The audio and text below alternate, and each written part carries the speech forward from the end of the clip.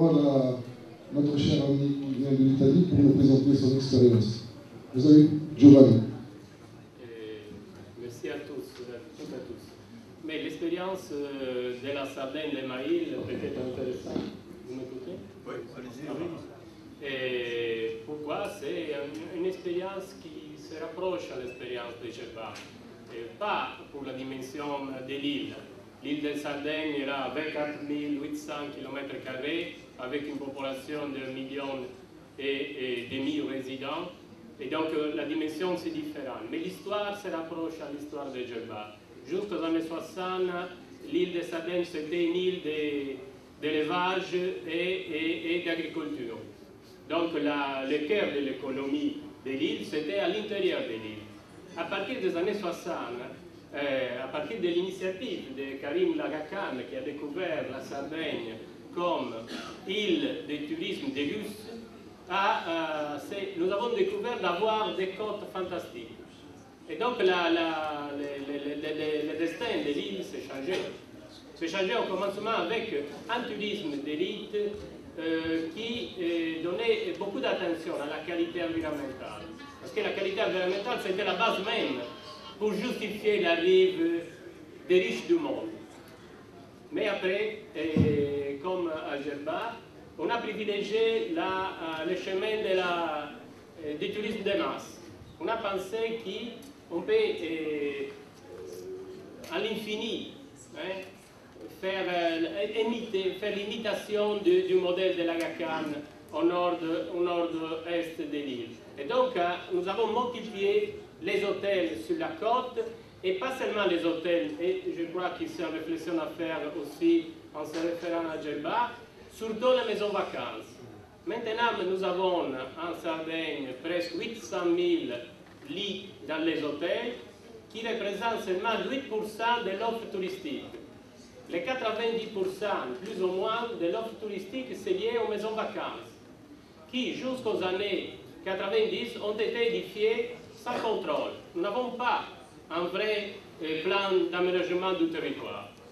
Donc tout ce que nous avons fait à partir des années 80, c'est de chercher de restaurer les horaires que nous avons fait avant.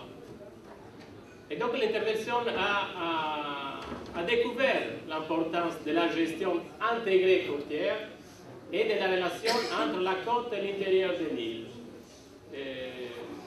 Mais ce n'est pas facile, comme à Gerba, de remédier aux erreurs que nous avons fait tous ensemble avant, soit les entrepreneurs, soit le gouvernement. Et donc on a commencé un chemin différent. On a adopté une loi régionale pour l'édification, on a adopté un plan d'aménagement du territoire. Maintenant, en Sardaigne, il est interdit d'édifier jusqu'à 2 km de la côte, et dans les petites îles comme Gerba, jusqu'à 500 mètres de la côte. C'est la loi la plus forte dans la Méditerranée. Et ils sont liés à beaucoup de résistance, parce que vous savez mieux que moi que les intérêts sont certainement différents. Première intervention, donc, la planification du territoire, la compréhension qu'il faut gérer l'inter-écosystème comme une unique entité. C'est la même chose de Gerba, ce que nous disons, l'a dit très bien hier le professeur Bourgou. Deuxième chose, gérer les ressources naturelles. Chez nous, nous avons eu beaucoup de résistance à la création des aires protégées, des parcs et des aires marines protégées. Jusqu'aujourd'hui, nous avons vraiment de grandes difficultés. Les résistances sont encore très fortes. Mais là où on est arrivé à réaliser des aires marines protégées ou des parcs marins, ou des parcs à l'intérieur de l'île, on a récupéré la qualité de l'environnement. Et surtout, cette expérience est devenue un élément attractif aussi pour le tourisme balnéaire et côtier. Je peux citer l'expérience de Villa Simius. C'est une petite commune du sud-ouest de l'île qui est jumelée avec Agin Gerba. Et là, l'expérience de Villa Simius est significative. Jusqu'aux années 90, il avait seulement des constructions sauvages, surtout des maisons vacances. Après les années 80, ils ont commencé à changer totalement leur destin touristique. Donc ils ont réalisé une zone marine protégée, et ça donne lieu à des certitudes pour ce qui se réfère à ce qu'on peut faire en eau dans l'écosystème côtier. Ils ont développé les traitements forcés des eaux usées. Maintenant, c'est un exemple dans la Méditerranée. C'est l'exemple que nous cherchons de reproduire à Gym, Inch'Allah. Mais non, l'utilisation des eaux usées jusqu'au traitement tertiaire dans l'agriculture, dans les camps de golf, dans les jardins, pour réduire la pression sur les ressources naturelles disponibles. Nous sommes une île comme Djerba qui n'a pas beaucoup d'eau. Donc la sécheresse, on peut la gérer aussi en optimisant la gestion des ressources qui sont présentes chez nous. Deuxième thème, troisième thème, donc air marine protégée, gestion de l'eau, déchets. Le thème des déchets, c'est décisif. Personne veut chez lui des décharges. Mais à partir des années 70, la production des déchets à la maison, des déchets des touristes, est montée beaucoup. Soit à cause des touristes, soit à cause des résidences. Nous-mêmes, nous avons commencé à produire beaucoup plus de déchets. Jusqu'aux années 70, la gestion des déchets était confiée aux communes, qui avaient des sites comme des anciennes carrières abandonnées où jetaient simplement les déchets. Mais maintenant, ce n'est pas plus possible de gérer les déchets en cette manière. Alors, à partir de la fin des années 70, la gestion est réalisée au niveau des départements avec des bassins de gestion et on a forcé les tri sélectifs des déchets. C'est indispensable. Les déchets sont une ressource. Il faut comprendre qu'ils ne sont pas seulement quelque chose abandonné dans la campagne ou non, dans les terrains de Menzel ou chez nous, les longues routes. Ce sont une ressource. Il faut comprendre que les verres, les métaux, les bois, les déchets organiques sont une importante ressource pour l'économie locale et surtout pour éviter des conflits environnementaux. Donc, le choix a été de forcer la situation. Maintenant, les communes sont obligées à rejoindre des objectifs de tri sélectif. Non? S'ils n'arrivent pas à rejoindre ces objectifs, il y a des pénalisations dans les transferts d'argent pour les bilans de la commune.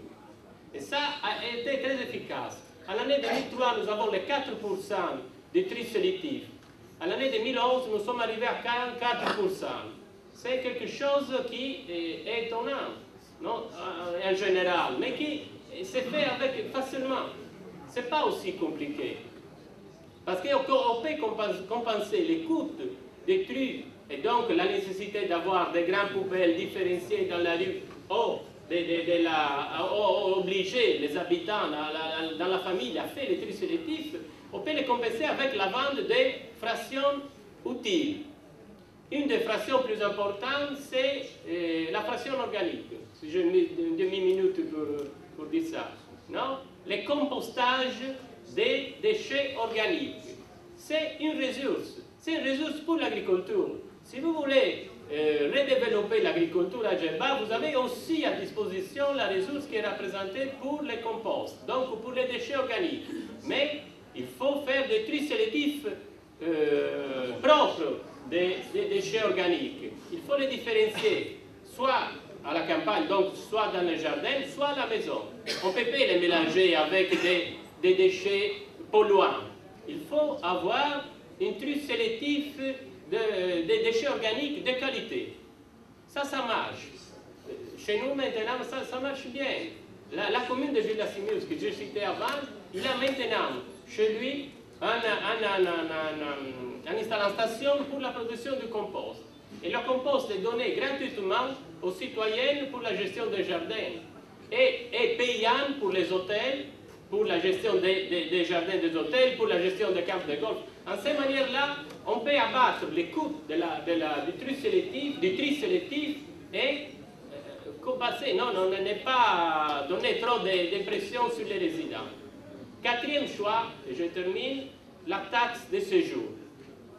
La commune de Villasimius, comme des autres communes de la Sardaigne, ont la possibilité d'introduire une petite taxe de séjour, taxe touristique, vous l'avez appelé hier.